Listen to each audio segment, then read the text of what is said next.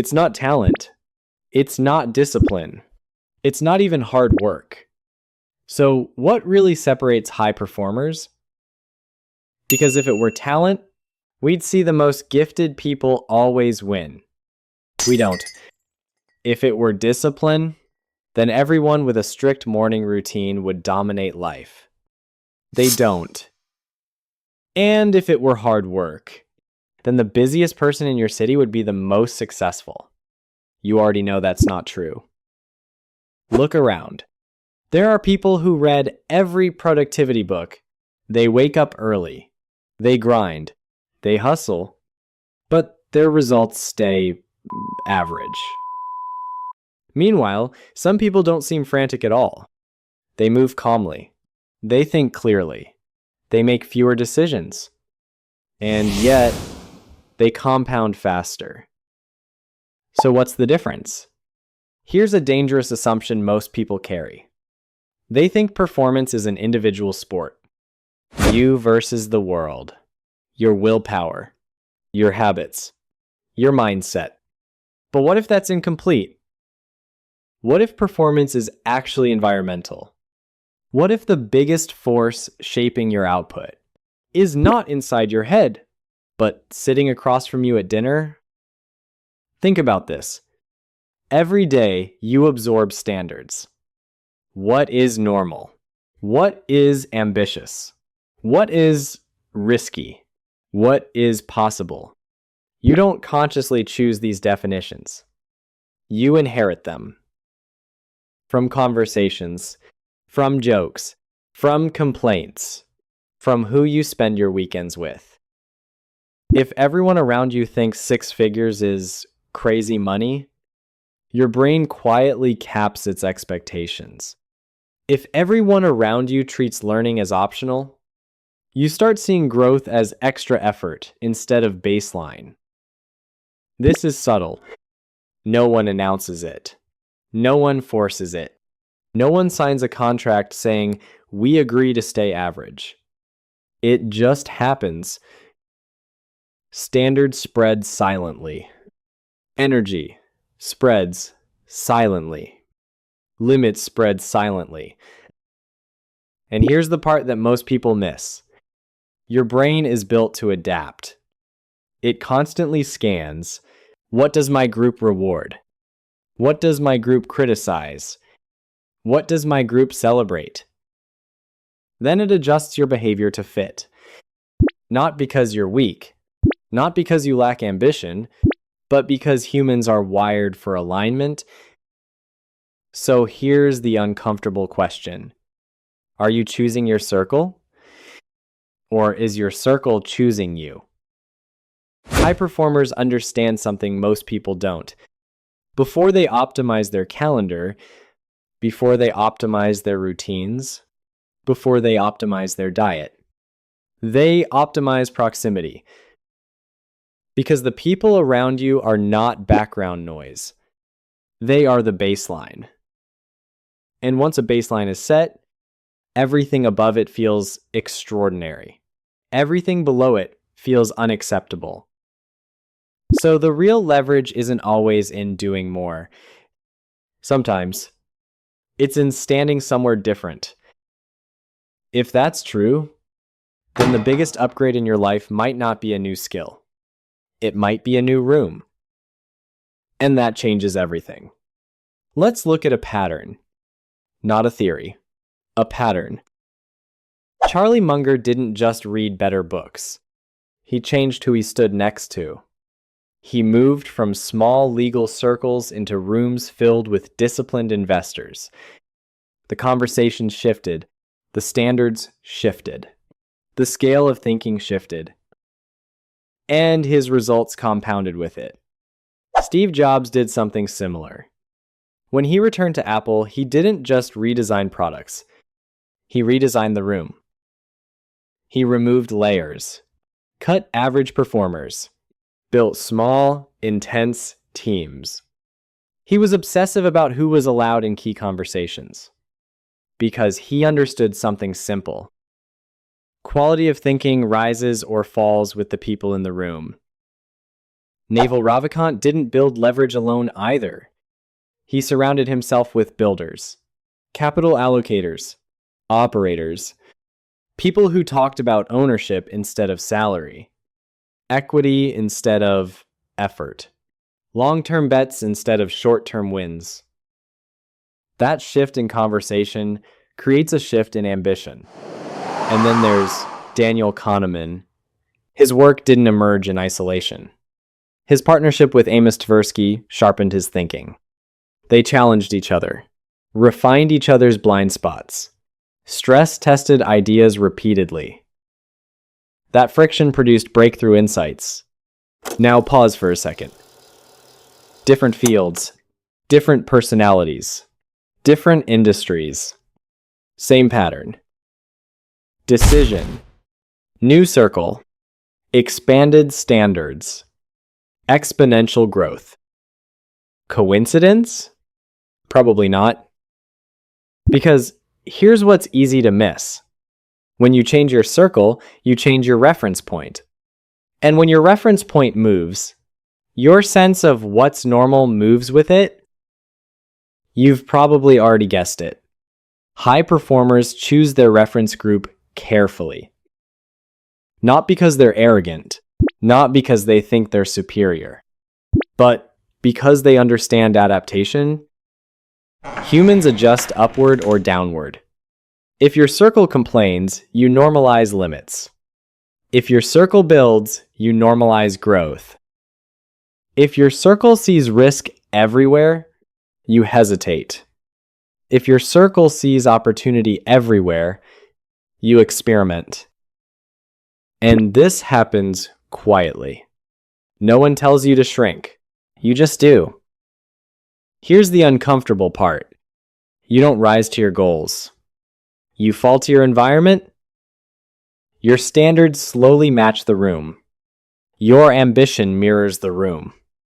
Your tolerance for mediocrity mirrors the room. So if your growth has stalled, it might not be a motivation problem. It might not be a discipline problem. It might be a proximity problem. That's not dramatic. It's structural. And once you see it, you can't unsee it. So the real question becomes, how do you choose intentionally? Stop. Continue. Let's slow this down.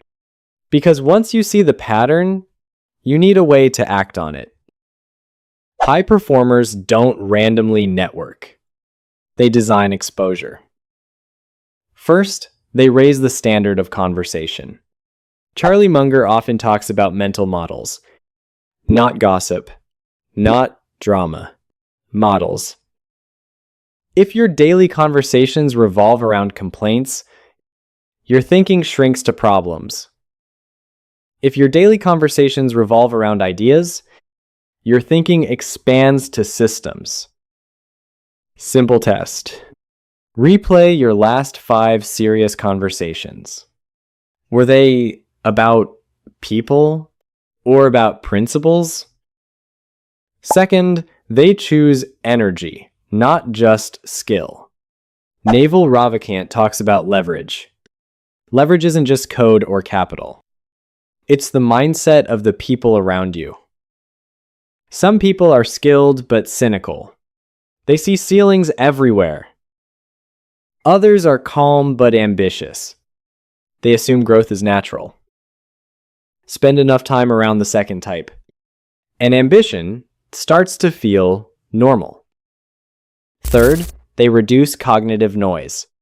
Daniel Kahneman showed how easily our thinking is influenced. Bias spreads through repetition. If negativity repeats daily, your brain starts treating it as truth. High performers limit exposure to draining circles. Not emotionally, strategically. Less noise. More clarity. Fourth, they build small, high-quality rooms. Steve Jobs didn't believe in giant committees.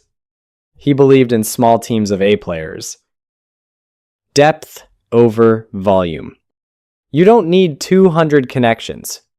You need a few conversations that stretch you.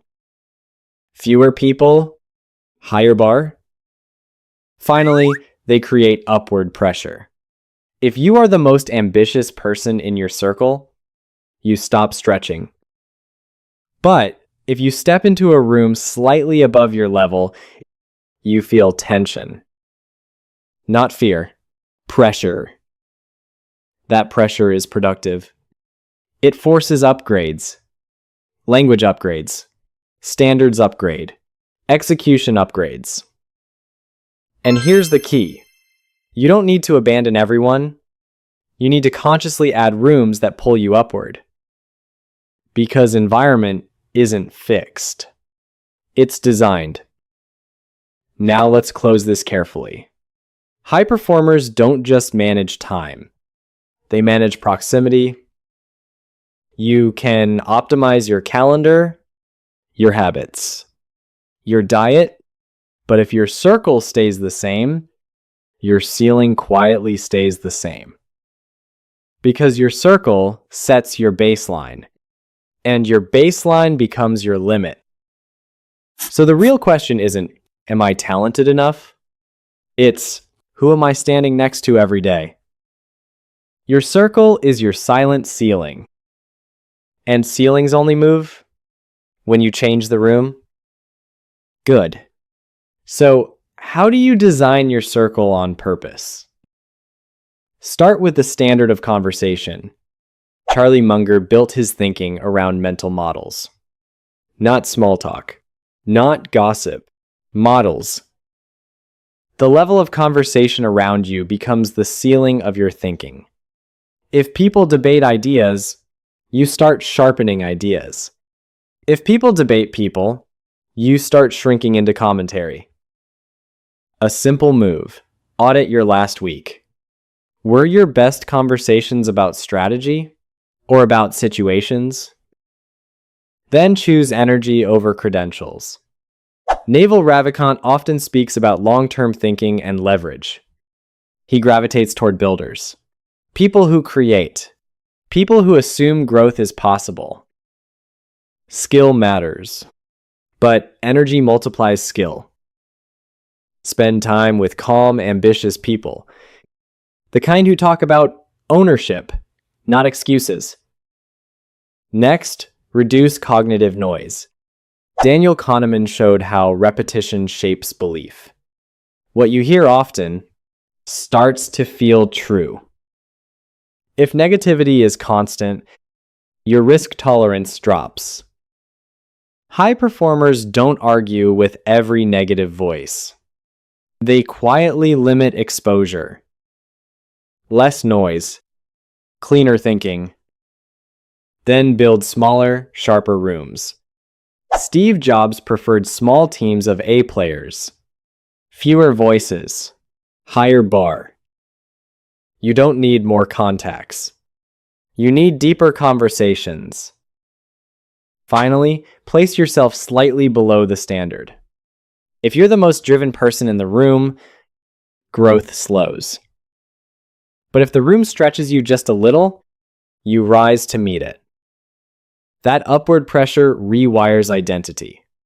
Not through motivation, through proximity. Design the room, and the room designs you back. Let's close this carefully, because this isn't about cutting people off. It's about conscious exposure. High performers don't drift into rooms. They select them. Charlie Munger once said, in simple terms, that the people around you shape your future. Not because they control you, but because they normalize your standards. Steve Jobs guarded who was allowed into critical conversations. He understood something most leaders ignore. The room determines the range of possible outcomes. Naval Ravikant speaks about leverage and ownership. But look closer. Ownership thinking spreads socially. If everyone around you talks about salary, you think in salary terms. If everyone around you talks about equity, you start thinking in assets. Daniel Kahneman showed how easily our thinking adapts. We absorb patterns from repetition. And repetition usually comes from proximity. So here's the quiet shift. Stop asking, how do I become more disciplined? Start asking, what does my environment reward? Does it reward growth or comfort? Does it reward bold thinking or safe complaining? Because your brain will optimize for approval, even if approval keeps you small. This isn't dramatic. It's structural. High performers manage proximity the way others manage time. They know something simple. Your circle sets your baseline, and your baseline becomes your ceiling. You can read more books, take more courses, optimize your mornings, but if the room stays the same, your expectations quietly stay the same. So the real leverage move isn't louder effort. It's strategic proximity. The question isn't, am I good enough? It's, is my environment strong enough to stretch me? Your circle is your silent ceiling. And ceilings only move when you step into a different room.